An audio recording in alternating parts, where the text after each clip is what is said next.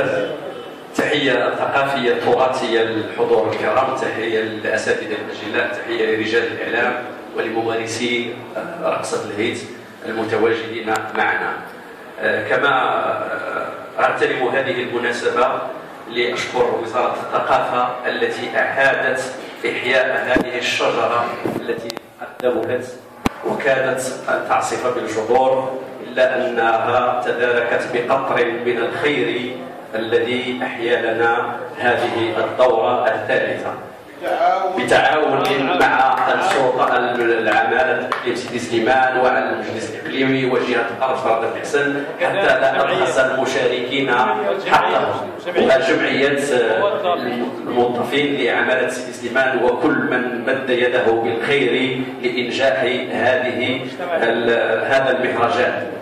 إذن أيها الأعزاء، كلما تحدثنا عن بلدنا المغرب إلا وتبادرت إلى ذهننا ما يزخر به هذا البلد الجميل من ثروات فلاحية وفرشة مائية التي تتضمن ثروة سمكية على امتداد ساحلين ألا وهما المحيط الأطلسي والبحر الأبيض المتوسط. ثم تيمة أساسية وردت على لسان الأساتذة الباحثين والتي نعتز بها، ألا وهي الغابة. إذا لكن الوجه الآخر لبلادنا والعملة الجميلة التي يجب علينا أن نعتز بها وهي التراث اللامادي أو الثقافة الشعبية الشفاهية بجهة الغرب شرارة بن حسن. كما ورد على لسان الأساتذة في زمن ما كان من العيب أن يناقش الطالب في كلية ما أنه سيخوض في غمار بحث تراثي حول العبيدة الرماء أو رقصة الهيت واعتبر نقوصا ثقافيا، إلا أننا الآن والحمد لله نعيش صحوة على مستوى البحث العلمي في هذه المجالات، ثم أن هناك اهتمام رسمي يجب أن نستحضره، وهو الخطاب السامي لصاحب الجلالة الذي يلح على الاهتمام بذاكرة المغاربة والنبش في التراث اللامادي. إذن بالنسبة فبلادنا ليست أنهار وجبال ورمال، وإنما هي تراث إنساني متنوع منفتح ومتفتح مع كل مكونات، مثلا منها الأمازيغي والأندلسي والإسلامي والإفريقي والعربي، وهذا ما طبع الحضارة المغربية بالغناء والتنوع. ربما قد يكون من سوء حظ تراث الهيت أو فن الهيت أنه ينتمي للثقافة الشفاهية اللامادية غير العالمة حتى يدون ويوثق، لكن ربما هذه من الميزات الإيجابية لهذا الفن الذي يتنقل شفاهيا من جيل إلى آخر، مثل خميرة الجدة الموجودة في القبيلة التي نستحضرها من رمضان إلى رمضان. إذن فرقصة الهيت سأحاول أن تكون مداخلتي مركزة وأعطي اهتماما للرقصة. رقصة الهيت هي رقصة شعبية طالها التهميش والنسيان، ونسجت عنكبوت الإهمال خيوطا وشباكا على أكتاف ورجل وأرجل ممارسها في زمن مضى، لكن والحمد لله في مثل هذه المهرجانات نشاهد ونلاحظ بأن هناك إجلاء لشباك العنكبوت، ونحيي دائما المسؤولين الذين يساهمون في الاحتفاء بهذا الفن الجميل. إذا فهذه الرقصة هي رقصة شعبية عربية الأصول مغربية الطبع والنشأة، على اعتبار أن الهجرة العربية للمغاربة من شبه الجزيرة العربية إلى تخوم المحيط الأطلسي. وقال الأستاذ البحراوي على أسئلة أن هذه الرقصة تتضمن هي شكل من أشكال الفرصة لدى المحاربين، على اعتبار أن المغاربة وهم في طريقهم من شبه الجزيرة العربية إلى تخوم المحيط الأطلسي كانوا يحملون السيوف والدروع، وكانوا يحاولون أن يخلقون لأنفسهم أنماطا من الفرجة، فبالتالي كانوا يتوقفون للاستراحة وللصيد الطرائف ويخلقون فرجة بالنقر على السيوف، بالنقر بالسيوف على الدروع. إذا كما قلت هذه الرقصة رافقت الإنسان المغربي في هجرته، عبر بها عن أحلامه وهمومه في شتى المناسبات. أين تبدو يعني الملامح العسكريه او الحربيه في رقصه الهيت. فمثلا عندنا الصف والانضباط وقرع الطبول، وهذا ما نجده ايضا في الانماط العسكريه. ثم الانضباط الى القائد في المؤسسه العسكريه نجد الانضباط الى القائد اللي هو برتبه عسكريه معينه، ولكن في فرقه الهيت او في مجموعه الهيت نجد الانضباط الى المقدم او القائد الرماء او الى المايسترو او ضابط الايقاع. على مستوى الاصطلاح هناك شح كبير على مستوى الاصطلاح كما ورد على لسان الاستاذ كويندي. فمثلا بالنسبه لمنجد الطلاب او لسان العرب لابن منظور نجد كلمه هيتا، وهي الكلمه الوحيده التي وردت في القران بمعناها هلم وتعالى. اذا هلم وتعالى فنحن ننادي تنعيط. اذا فهنا يطرح سؤال شرعي تراثي حينما نستعمل اسلوب النداء والعيط. يعني القبيله تنادي في فرحها وتطلب من جميع ساكنتها ان تلتحق بالقور اللي هو القاعه احتفاء بالموسم الفلاحي الذي جادت به الارض. اذا فهذا النداء لاقتحام قور الهيت يطرح لنا تساؤلا شرعيا تراثيا، وهو هل الهيت عيطه او هل العيطه هيت او هل من تقاطع بينهما؟ اذا هذا السؤال يبقى مفتوح بدون إجابة للباحثين وللطلبة الإجابة عليه، مع العلم أن هناك نقط تقاطع وهناك شرعية الإجابة عن هذا السؤال. الآن سأعود إلى ما تختزنه ذاكرة المغاربة عن رقصة الهيت. مع الأسف هي صور قدحية، فنسمع مثلا في حوار ثنائي بين شخصين في القبيلة هذا غير تيهيت، بمعنى أنه مجانب للصواب. ثم نسمع مرددة هادو غير تيهيتو. ما معنى هادو غير تيهيتو؟ معناه أنهم مجانبون للصواب، أو لقد تأجج الصراع بينهما. يعني الهيت شبك، كاين مصطلح آخر نسمعه في دروبنا وفي القبيلة وهو الهيت شبك، بمعنى أن قد تأجج الصراع وربما قد يحدث ما لا يحمد عقباه في القبيلة. ثم هناك للهيت علاقة وطيدة بالأنهار بالماء. للهيت علاقة مثلا بجهة الغرب شرد الإحسن، هذه الجهة يعني متميزة بواحد النهر ألا وهو نهر السابو العريق الذي ينبع من جبال الأطلس في اتجاه المحيط الأطلسي. ففي القديم قبل الاستقلال كان المغاربة لا يتوفرون على آلات التصوير، فبالتالي كان الرجل هو الذي يقوم بهذه المهمة، وكان يحمل الصوف والجلابة والدراعية والحنديرة ويذهب بها إلى الأنهار ويبحث عن النتوءات. فكان يصب برجلو على هذه مجموعة من الرجال يمشيوا للواد، هذا تحط الملابس ديالو على هذه الحجرة وهذا تحط على هذه الحجرة وهذا تحط على هذه الحجرة، ويحاولون أن يخلقون نوع من الفرشة بتوحيد الايقاع. فتنسمعوا مثلا هذا برجلو تيقول ستف هيتف، الاخر تيقول له ستف هيتف، الكبير تلف والصغير تلف. اذا حاول يعني هاد الرجال انهم يخلقوا ايقاع وفي نفس الوقت تيخلقوا مردده شعبيه اللي عندها لازمه وعندها ايقاع. ستف هيتف ستف هيتف ستف هيتف، الكبير تلف والصغير تلف.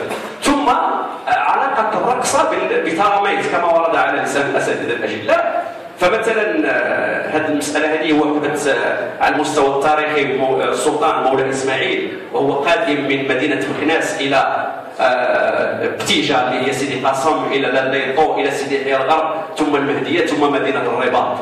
إذا فدائما الفنون الفرشة والفنون الرياضية كانت السلاطين ديال الدولة العلوية من عشاق هذه الفنون. فبالتالي كانوا الحياحة كما ورد على لسان الأساتذة، هذه الحياحات يقوموا بواحد الدور أنهم تيحاولوا يخرجوا الوحيش القناصة وقول السلطان اللي يمارس عملية الرمي بالرصاص. فبالتالي كانت القازانة يعني واحد الإناء اللي فيه المربى الكوفيتير ولا الزيتون، وتيهزوا واحد العود وتيبقاو يقرعوا على هذاك ها ها ها ها ها ها ها. إذا تيحاولوا أنهم يخلقوا أصوات موحدة ويحدوا الإيقاع على أنهم يخرجوا الطريقة ها ها ها ها ها ها ها. إذا فهنا هذا عبيد الرماء أو الحياحة تيحاولوا يخلقوا أصوات موحدة مرتفعة الصوت نوعا ما لإيقاظ الوحش باش يخرجوه للرماة يقمصوه. إذا ثم أن مسألة أخرى، هذه الأصوات كانت تختلف. مثلا نجيكم الخنزير البري الحلوف الحلوف هو يعني حيوان ثقيل السمع ايضا، فبالتالي كان الحيحه اننا باش نحيحوا الحلوف يخرج المضير كما تنقولوا هنا ويضربوا القناصه، فكان ضروري من استعمال اصوات غليظه يعني ثقيله جدا اللي عندها علاقه بالحلوفي، الايقاع الثقيل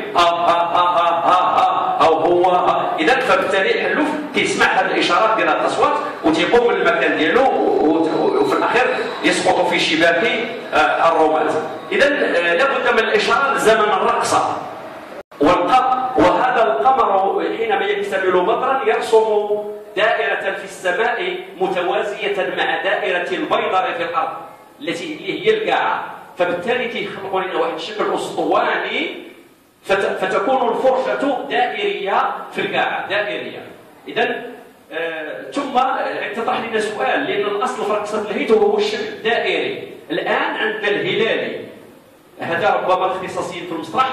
الآن الهيت، لأن الأصل في الهيت أنه تتلعب في الأرض، ما تتلعبش في منصات حداثيه بالاضواء الكاشفه، الاصل هو انه تتلعب في الارض وكتتلعب بشكل دائري. اذا هذا الشكل الدائري كما قلت فهو بشكل متوازي مع القمر.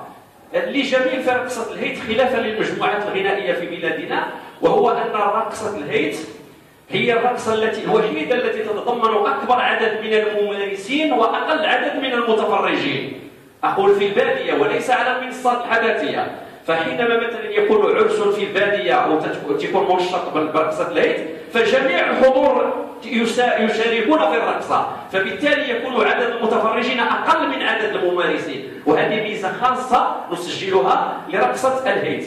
ثم ان مساله اخرى في داخل هذه الدائره الممارسين لرقصه الهيت، هذا المقدم هذا او هذا المسيح تيكون سميع، يعني كيف يضبط الايقاع.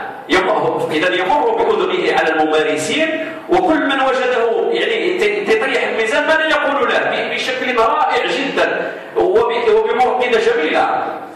ربما لا تدخل في الإيقاعات الموسيقية أو في السلالم الموسيقية، تيوصل عنده تيقول له الراشي حيدوه، فبالتالي يعني يكمل الدورة وتيرجع عنده ملي تلقاه سوى الايقاع ما تيتكلمش معاه، فبالتالي هذاك اللي كان مطيح الميزان تيعرف بانه قد صحح الخطا اللي ارتكب فيه، وهكذا تنسمعوا دائما هذه اللازمه ديال الراشي حيدوه. بالنسبه لرقصه الهيت هي رقصه كما قال الاستاذ، هي رقصه فطريه استعملها الانسان منذ القدم، استعمل جسده. لم يستعمل الانسان في قديم الزمان وسائل لا المزمار ولا الطبل ولا الغيطه، وانما استعمل جسده، استعمل التصفيق باليدين، واستعمل حركات الكتف، واستعمل الارجل. وكان الانسان البدوي ذكيا حينما حاكى خرير المياه، وحينما حاكى السنابل في الحقل، بحيث انه استطاع انه من ان يوظف الصفير من لان الصفير هي لغه التواصل في الباديه. اذا وظف هذا الصفير في ايقاعات موسيقيه، وصنع من قصب السنبله مثلا. تنشوفوا حنا اللي هي ملي تيبغيو يبداو اول حاجه تيديروا هي التسليمه. كاين التسليمه وكاين تقبيل الارض، وهذه لها دلالات عميقه جدا، بحيث ان الفلاح او الكساب البدوي فهو غير جاحد، دائما يرد الجميل للارض ويقبلها، حتى انه يستلصق الغبار الارض وهو يهيج ولا يزعجه غبار الارض. اذا فغادي نختم بمجموعه ديال الجوانب التي تعالجها رقصه الهيت. عندنا مثلا الجانب الاجتماعي في رقصه الهيت، فنحن نشاهد في الحلقه القبيله النموذج بحيث احتكاك الكتف عن الكتف، ثم الإصغاء للمقدم المايسترو، فبالتالي تحضر رمزية التضامن ورمزية التآزر ورمزية التويسة ما بين القبيلة يعني الاحتفاء ببعضهم البعض. ثم هناك الجانب النفسي أو الصوفي.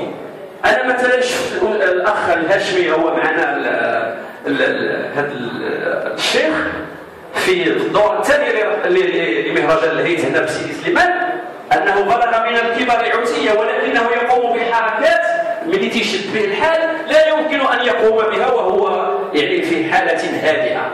إذا فيبلغ واحد درجة من السلم في الإيقاعات، يعني تيتدرج فيها وتيقوم بشي حركات غريبة جدا.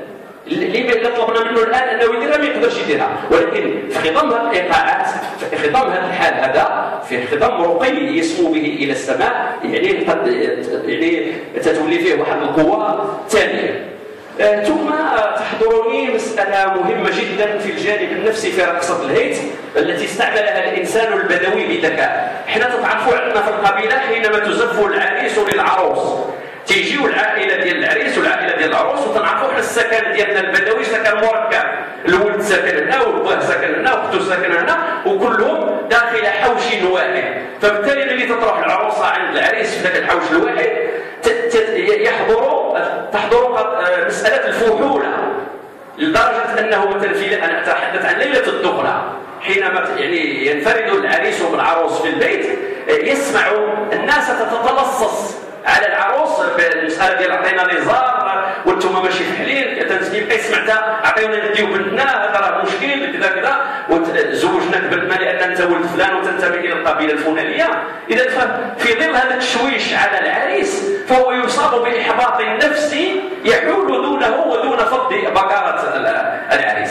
إذا هنا يتدخل راقص الهيت بذكاء جميل أنه تيجيب التعريجة والقص وينطلقون من هذاك الحوش اللي فيه الازعاج ديال العريس وتيتموا غادر بالقص والطاره والبندير تيخرجوا توصلوا للقاع البيضاء، بمعنى ان هناك تحويل الاهتمام. جميع المتخصصين الذين يزعجون العريس والعروس تيتبعوا هذاك الراقص بالمقص وبالطاره والبندير، تيمشيو للقاع وتيحيوا صخره.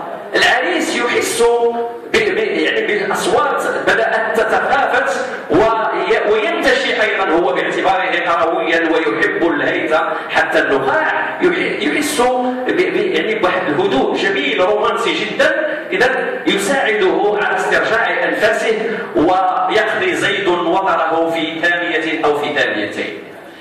اذا بالنسبه للفروسيه الهيت والفروسيه، حينما تحقق الفرقة الفروسية الطلقة الموحدة تزاج يعني تنجز هذه الفرقة هذه بمرافقة الطبالة والغياطة. فأنا هذا الإيقاع ديال الطبالة والغياطة تنشوفوا بأن حتى الفرس تهيت بالقوائم ديالو. إذا ثم أن مسألة أخرى وردت الهيت النسائي. فعلا هناك هيت نسائي في القبائل المغربية ولا سيما قبائل الغرب جهة الغرب صراحة بن حسن، والتي تسمى الشطيح أو الشطيبي، يعني المصطلح التراثي ديالو هو الشطيبي. كيفاش تيرقصوا النساء رقصة الهيت؟ تستعملوا الوسائل ديال المطبخ الصينية والمعالق والطباصل، ولكن الإشكال المطروح هو مقاربة النوع.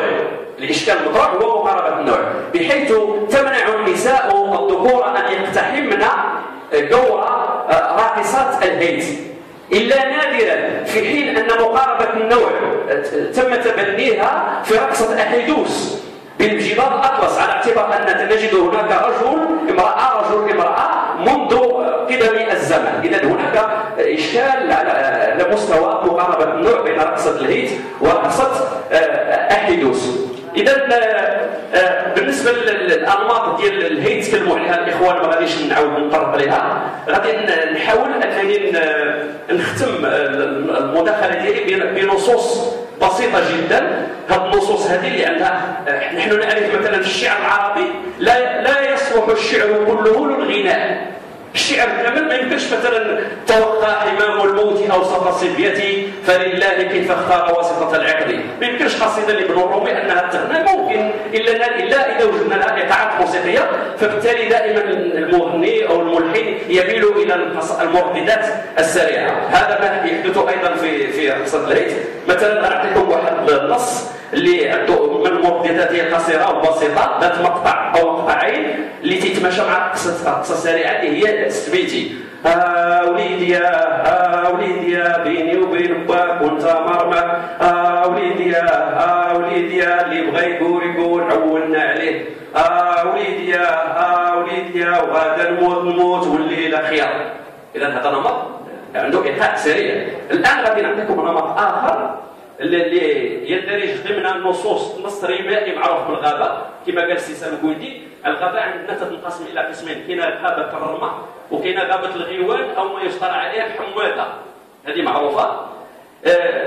المطلع ديال القصيده الا كنتي نظام جيب عند الغابه اللي بالغابه نباح بوعميره هو شطاح، قولوا للغابه الا ربحتي قلبي سماه، فيها الطير الروش عنده بيضه في العش ما ياكل على الحنش، فيها حبار وحبار الاقلاق فندها ما عنده صحاب، الحكيم مع النجار صنعته مزيانه، ولا ريت الغابه مقلقه من حر من شهر خايفه، عيطها يا رماتي وسخيتو بيا، وشوف النحاف منين حاف، حطيتها له بين الكتاف وإلا زقلتو نعطي نصاف، حتى انا بجهودي ويا الرامي، والنار طيب الحديد وانا قلبي طيبوه الصياده، ريح عشيه هو اللوحش عليا، اش يردك هيا الغادي للغابه.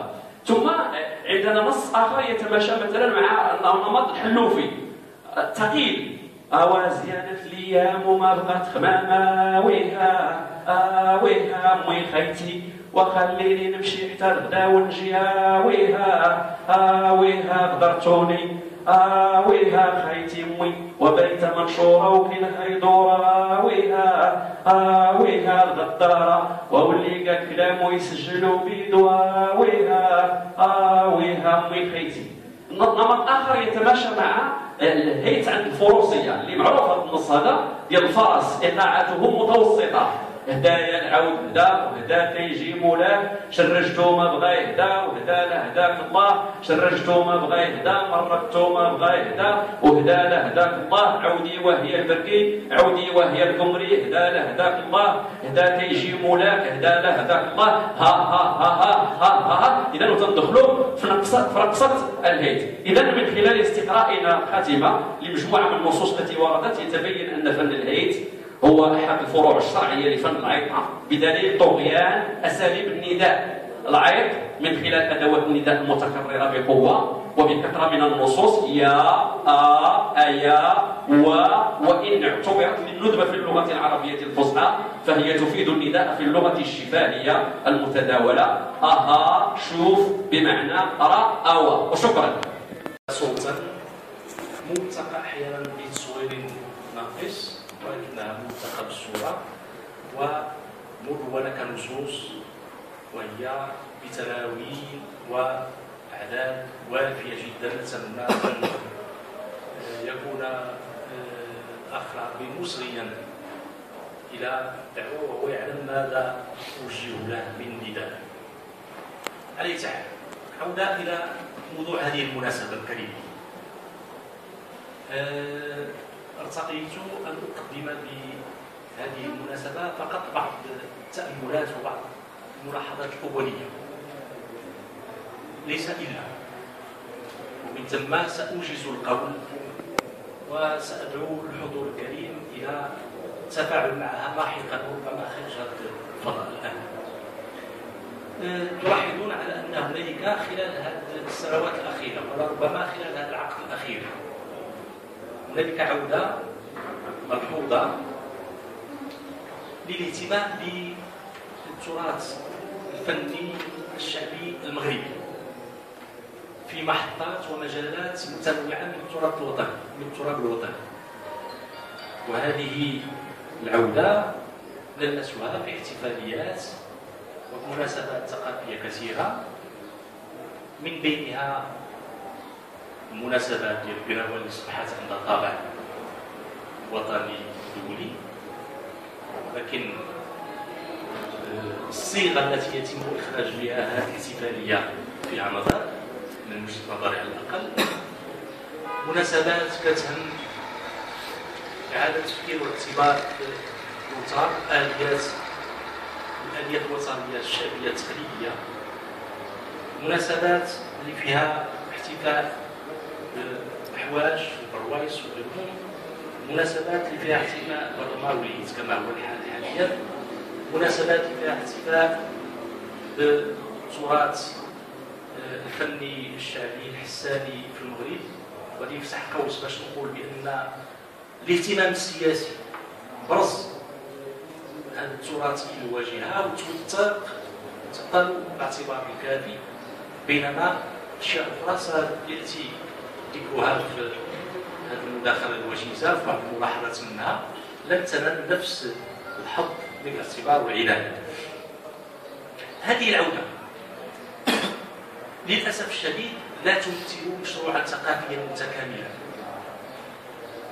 وفي نفس الوقت رؤيتها غير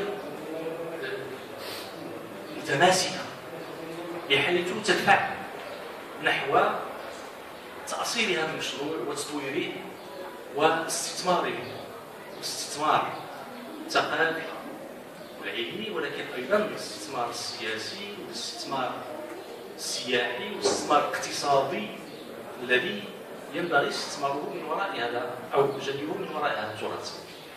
فما نزال أمام قطبين جذب غير متوازنين.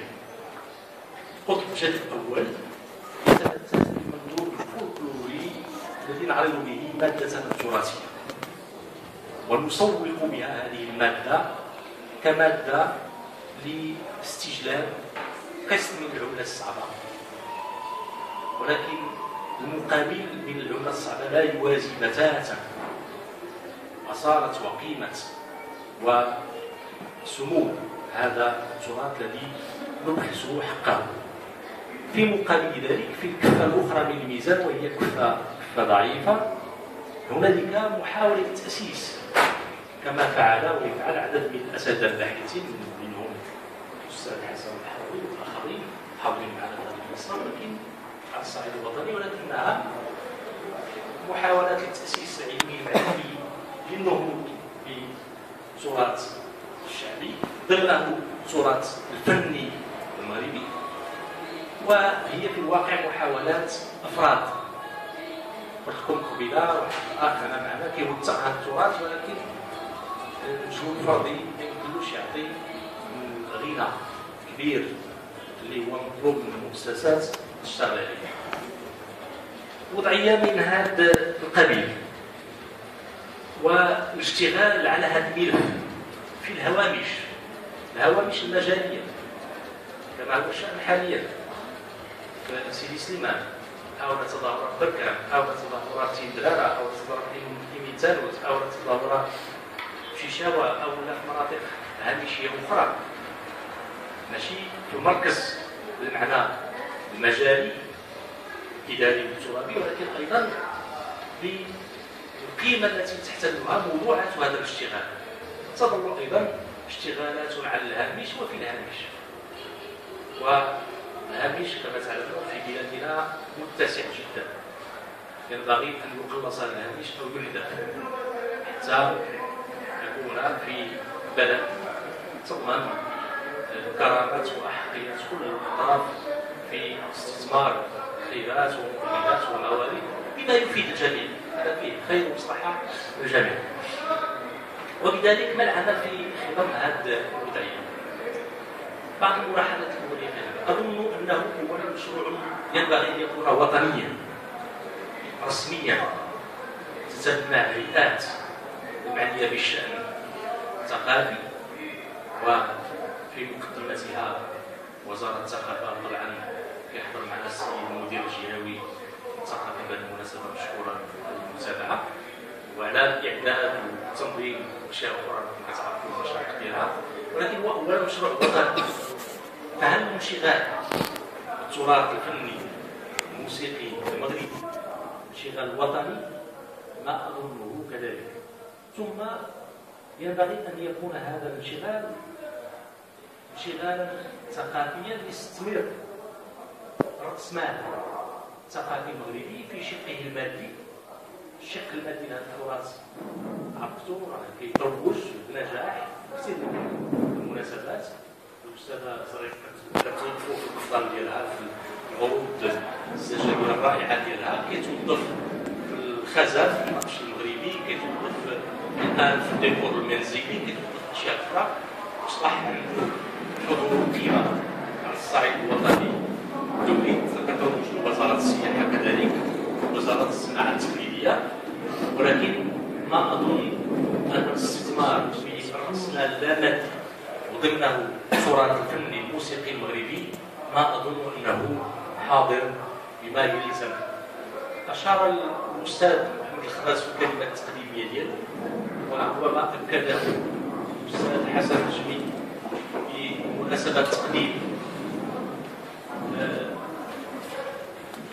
ما قاله الأستاذ حسن الحراوي بمناسبة تقديم حسن الجميل الأطروحة ديالو. لسنا أمام كذلك مشروع علمي جامعي، مشروع علمي جامعي ينشغل بدراسة وتوثيق وتوظيف إعادة الاعتبار التراث الشعبي المغربي وضمنه التراث الفني الموسيقي هذا. ملاحظة أخرى تهم وزارة الثقافة: معاهد الموسيقية. المعاهد الموسيقية المغربية ربما الاسم أكبر من الاسم. اسمح لي نتكلم لا مزيان نتكلم في ضيافتك. ما ضيافتي بطبيعة الحال ستدير قريب المركز. باش نقول أن هذه المعاهد ربما على مستوى البرامج، مناهج التكوين والتدريس الموسيقي داخلها، وأيضا على مستوى المؤهلات وخبرات الأساتذة المبرزين، الأساتذة الممتازين اللي كنعرفوهم في المعاهد، ولكن في نفس الوقت ليس لديه التكوين الفني الموسيقي الذي يعنى بالتراث المغربي تقعيدا ودراسة وتفصيلا كما فعلت مؤسسات أخرى في بلدان أخرى قربوها إلينا، إسبانيا مع الفلامينكو، أو لما نتكلموا على دول التطورات هذا الشأن بشكل كبير. الشيوة داروا العجب ماشي في السلعة اللي كيعرفوا لنا، وإنما أيضا توظيف التراث الغنائي الموسيقي الشعبي ديالهم، ترويجه بقواعد العلم، وهذا ما نزال على مسافة ضوئية من تحقيقه. أيضا وأشياء أخرى من هذا القبيل. أيضا قلت هذا المشهد ربما يطرح علينا تحديا قويا يتمثل فيما يلي: في كون يساهم في مثل هذه المهرجانات والملتقيات. وأشكر كذلك الأساتذة الحاضرين معنا سواء في هذه المنصة أو في القاعة، لأن الكل يشارك احتفاء بفن شعبي غنائي قليلا ما يستمتع به وقليلا ما يسمع عنه شيء. في اهتمامي دائما بالثقافة الشعبية وخاصة جانبها الموسيقي الغنائي الأداء الحركي يشدني دائما إليها هاجس البحث عن الفرجة وعن خصوصية الفرجة المغربية، لأن دائما هناك سؤال طرح منذ القرن التاسع عشر علينا كعرب وعلينا كمغاربة بالخصوص: لماذا لم نعرف أو لم تعرف الثقافة العربية المسرح؟ وخلال مجهوداتي المتواضعة ومن خلال البحث المتواصل اكتشفت بأن لنا مسرح بطبيعة الحال ليس مسرحا بالمفهوم كما هو ورد عند الغرب، والغرب نفسه قد استوحى مسرحه من الإغريق، واستيحاء المسرح الإغريقي انتهى مع الرومان في الكنيسة وتحول إلى مسرح أصغار وطقوس، وانتهى في عصر النهضة خاصة القرن 16 بموت ما يسمى بالتراجيديا بمفهومها الكلاسيكي اليوناني، وأصبحت تراجيديا جديدة، بمعنى هذا التحول وهذا التبدل في نموذج مسرح غربي بأصول إغريقية كيف لا يطرح على إشكال في سؤال عن فرجة المسرحية العربية ومن موقعي كمغربي أبحث عنها من تراثي ومن فرجتي. وهنا كان مجيئي إلى العيطة وإلى بكل أنواعها فنون الغناء العيطي بكل انواع، بل قررت في لحظات كثيره انا عرب اصول عربيه من قبيله بن معطي، اصولنا من الشام، ولكنني كمغربي رايت بانني يجب ان اعرف الامازيغ صهيونيه تالي. لماذا؟ من اجل مواصله هذا البحث، من اجل الاجابه عن هذا السؤال. وفعلا قدمت جوابا، لانني كل ما انتهي من اشتغال ما انتهيت من اشتغالي على القناوي وهو ساكن في السواكن التي نعرفها، وهو فن وافد الينا من افريقيا، فن الزنجي اصلا امتزج الى حد ما باغاني الصحراء ما يسمى الان بالحسنيه. وانا هذا جانب احترامي وتقديري واستماتا للدستور اقول الثقافه الحسنيه، ولكنها ثقافه بيضان بمعنى الانسان الابيض، لان في الصحراء البيضان والسودان. وعندما نتحدث عن الثقافه بان التمييز هنا نوع من الحل، اذا انا اسميها الثقافه الصحراويه لتشمل الانسان ككل. وهذا التمييز يظهر بوضوح في موريتانيا ما بين الحارتين وما بين البيضاء. بيضاء ابناء حسان كتالي. نتحدث عن الغناء الحساني صح، ولكن نتحدث عن الثقافه الحسانيه وتشمل الصحراء. هذا شيء كان قوي. إذا قلت هذا لأنني اهتممت بشكل كبير، فوجدت نوع من الصلة والتقارب ما بين هذه الفرجات المغربية وتكاملها رغم تنوعها في الجانب اللحني، الجانب الإيقاعي، وبطبيعة الحال الجانب اللساني أو اللهجي. هذا هو الجانب الفرق، لأننا في العيد سنقف على نمطين من الغناء، نمط حرفي كيف كيسموه موالي الشغل الرمى، شلوخ الرمى، ونمط غابة الغيوان. وركز على الغيوان.